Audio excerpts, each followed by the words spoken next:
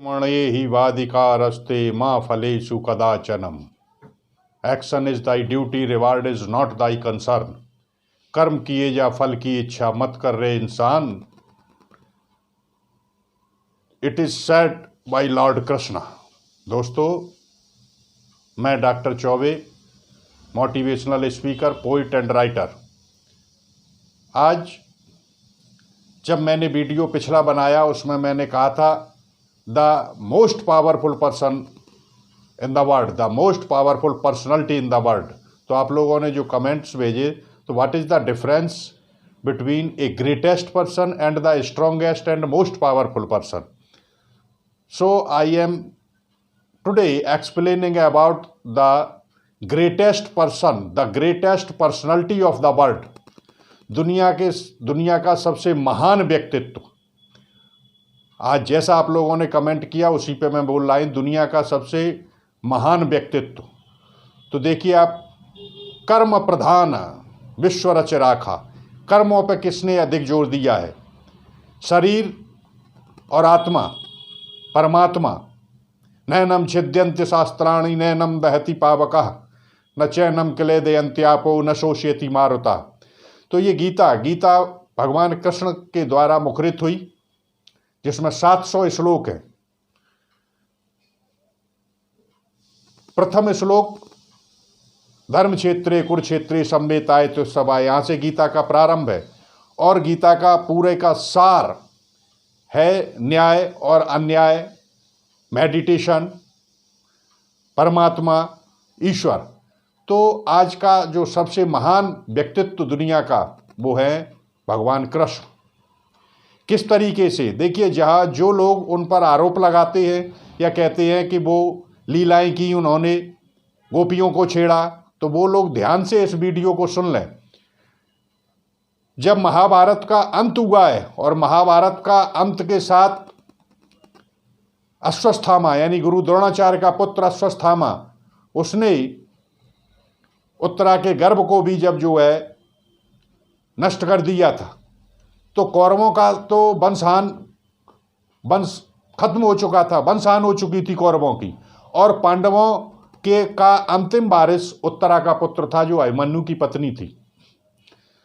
तो उस पर भी उसने जो है उसे खत्म कर दिया। तो तब पांडवों ने कहा था कि आप तो कहते थे कि आपका वंश चलेगा, और कृष्ण से बहुत विनय अनुरोध किया है। तो अंत में जो 4 श्लोक दिए हुए हैं, तो पहले श्लोक को देखिए आप कि कृष्ण कैसे कह रहे हो, बात सत्य हो रही है। हाथ में पानी लिया उन्होंने, और इस श्लोक का अर्थ है कि हे परब्रह्म परमात्मा, यदि जीवन पर्यंत मैंने झूठ न बोला हो तो ये बालक जिंदा हो जाए। झूठ न बोला हो, जबकि कृष्ण को कहा जाता है कि महाभारत में औरों से भी उन्होंने, तो कृष्ण ने कहा है कि अगर आपके झूठ बोलने से किसी व्यक्ति की जान बच रही है, अथवा एक निर्दोष व्यक्ति को सजा होने से बच रहा है, तो आपका वो झूठ जो है 100 सत्य से भी महान है। तो कृष्ण ने जब भी अगर ऐसा किया है, तो कहीं ना कहीं दुष्ट को मारने के लिए दुष्टता का सहारा लेना पड़ता है।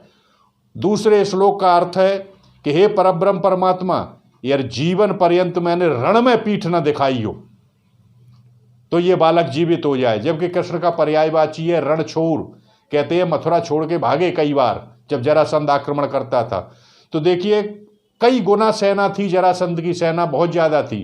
तो कृष्ण अपनी सेना को कटवाना नहीं चाहते थे, तो कृष्ण स्वयं रथ सहित वहां खड़े रहते थे और सेना को कह देते थे पलायन करने के लिए। जरासंध पूछता था कृष्ण सेना कहाँ है, तो वो कहते थे कि क्यों मेरी सेना को कटवाना चाहते हैं, तेरी सेना ज्यादा है, तू सेना सहित मुझसे लड़, मैं अकेला युद्ध करूंगा। जरासंध कहता था नहीं, सेना सहित युद्ध होगा। तो कृष्ण कभी नहीं भागे युद्ध के मैदान से। तीसरा श्लोक, उन्होंने हाथ में पानी लिया और फिर कहा उन्होंने, हे परब्रह्म परमात्मा, यदि मैंने ब्रह्मचर्य व्रत का पालन किया हो तो ये बालक जीवित हो जाए।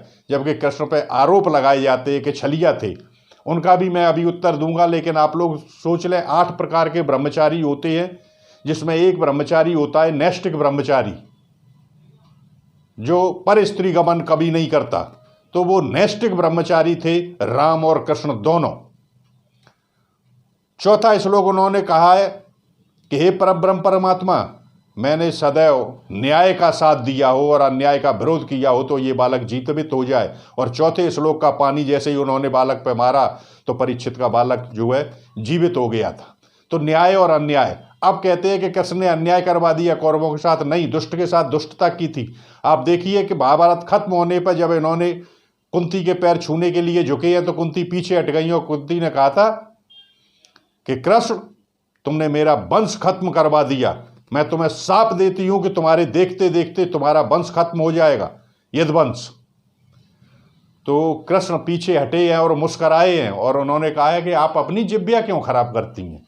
मैं जानता हूं कि मेरे नाती पोते जो है मांसाहारी हो चुके हैं, सुरा और सुंदरी का पान करते अन्याय के रास्ते पर चल रहे हैं, तो उनका तो अवश्य भावी है पतन होना। फिर आप ऐसा क्यों कर रही हो। और 2.5 लाख यदुवंशी उन्होंने स्वयं अपने चक्र से काट दिए थे। तब उन्होंने कहा था कि मैंने न्याय का सदैव पक्ष लिया है, न्याय और अन्याय के लिए मैंने महाभारत करवा दिया, तो आज अपने ही वंश में मैं अन्यायियों को काट दूंगा। तो उन्होंने कभी भी अन्याय बर्दाश्त नहीं किया। और जहाँ छलिया शब्द का आता है, आप देखिए पानी में जब स्त्रियां नहाने गई थी और उन्होंने कपड़े उठा लिए, उस समय उनकी उम्र क्या थी, बचपन था उनका, और उन पर लोग आरोप लगाते, ये गलत है। दूसरा, साइंस ने आके अब साबित कर दिया है कि यदि निर्वस्त्र होकर के, नग्न होकर के आप पानी में स्नान करेंगे तो आपके जो है गुप्तांगों में रोग उत्पन्न हो जाते हैं। विज्ञान ने साबित कर दिया। यही कृष्ण सिखाना चाहते थे, लेकिन उस समय के लोगों की जैसी शिक्षा थी तो उसे धर्म से जोड़ दिया गया कि वरुण देव को वासनीर में नंगी मती नहाओ, यानी वरुण देवता का निवास होता है, आपका पतिव्रत धर्म खंडित हो जाएगा, ये कह करके जो है बात को टाल दिया गया था। लेकिन हकीकत ये थी कि उसके पीछे साइंटिफिक कॉज भी थी। और उनसे महान कैसे कौन हो सकता है। बचपन में आप देखिए कि कितनी परेशानियों में आने के बाद आदमी माँ के और पिता के पास पलता है। वो तो जेल में जन्म होने के बाद माँ का दूध भी नहीं पी पाए और दूसरे के घर पहुंचा दिए गए, और वहाँ पे भी आपत्तियों का अंबार लगा रहा। बचपन में इन्होंने शकटासुर, बकासुर और पूतना को मारा, और जब बिल्कुल थोड़े से चलने और खेलने लायक हो गए थे तो कालीदाह में जो है जाके कालिया को हराया। और थोड़े जब बड़े हुए हैं तो उसके बाद जो है मथुरा में जब आ गए थे और छल से इनको जो है खूनी हाथी से लड़वाया गया, तो खूनी हाथी को भी इन्होंने पछाड़ा। और वहां पर इनका युद्ध, मल्ल युद्ध करवाया गया चांडूर के साथ, तो उसे भी इन्होंने मारा जो उस समय विश्वविख्यात ताकतवर था। और उसके बाद कंस को पछाड़ा। जब उनके खेलने खाने की उम्र थी तो कितने महान कार्य किए। इतना बचपन में कोई भी व्यक्ति जो है कार्य नहीं कर पाया। और उसके बाद आप देखिए कि महाभारत में आकर के न्याय और अन्याय के लिए उन्होंने जो है महाभारत करवा दिया। अब महाभारत में आप देख लीजिए कि एक इनकी जो पत्नी थी तो द्रौपदी के स्वयंवर में मछली कढ़ाई में दिख रही थी और निशाना ऊपर लगाना था, अर्जुन ने निशाना लगाया। और एक जगह ऐसा भी हुआ कि जहां मछली की मात्र आंख दिख रही थी, कढ़ाई में ऊपर कुछ भी नहीं दिख रहा था, वहां निशाना लगाना था, तो वहां अर्जुन भी निशाना नहीं लगा पाए, लेकिन कृष्ण ने निशाना लगा दिया था। तो अगर महाभारत में कोई धनुर्धर था तो वो थे कृष्ण। और आप देखिए कि भीष्म पितामह के सामने एक बार चक्र उठाया और दूसरी बार जब भीष्म पितामह बिल्कुल ऊपर चढ़ के आ गए और सेना साफ उन्हें लगा के अर्जुन के प्राण जाने वाले हैं, तो घोड़े का चाबुक लेकर के और दौड़े थे भीष्म पितामह को मारने के लिए। और भीष्म पितामह इतने भयभीत हो गए कि हथियार छोड़ दिए थे, वे जानते थे कि कृष्ण चाबुक से ही मार देंगे। तो अगर कोई महारथी था तो वो कृष्ण। जरासंध के पास जब गए थे कृष्ण, अर्जुन और भीम, तो कृष्ण ने कहा था कि जरासंध, हम तीनों में से जिसे चाहो तुम मल्ल युद्ध के लिए चुन लो। तो जरासंध ने कहा था कि कृष्ण, तुम मेरे सामने बच्चे हो, अर्जुन शारीरिक रूप से कमजोर है, मेरी टक्कर भीम से है, मैं भीम से लड़ूंगा। लेकिन अगर मान लीजिए वो कृष्ण को चुन लेता तो जब चांडूर जैसे विशाल और खूनी हाथी को हरा चुके हो और चांडूर को पछाड़ दिया हो जिन्होंने, तो वो जरासंध कहाँ लगता था उन्हें। तो अगर कोई बाहुबली था महाभारत में तो वो थे कृष्ण। और युद्ध शुरू होने से पहले देखिए किस तरीके से मनोबल तोड़ा। 24 बार शांत दूत बन के गए थे। ऐसा नहीं कि जबरदस्ती लड़ा दिया हो और इन्होंने युद्ध कराया हो, वो युद्ध कभी नहीं चाहते थे, वो जानते थे कि करोड़ों कट जाएंगे।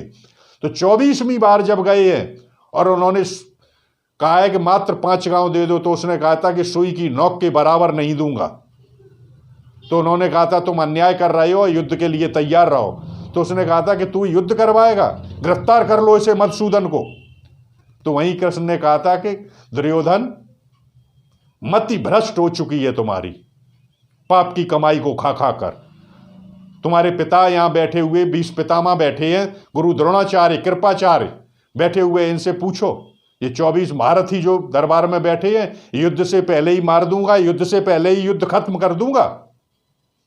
तो डर गया दुर्योधन, और भीष्म और द्रोणाचार्य ने सिर झुका लिए थे, जिनकी शक्ति पर ही वो फूलता था। तो वो समझ चुका था युद्ध से पहले ही कि भीष्म और द्रोणाचार्य भी कमजोर पड़ रहे कृष्ण के आगे, और मेरी हार निश्चय है।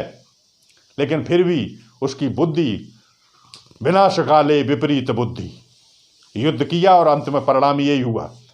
तो कृष्ण ने कहाँ कहाँ नहीं किया, और सब कुछ उन्होंने किया, और लेकिन दुष्ट को मारने के लिए दुष्टता का सहारा लिया।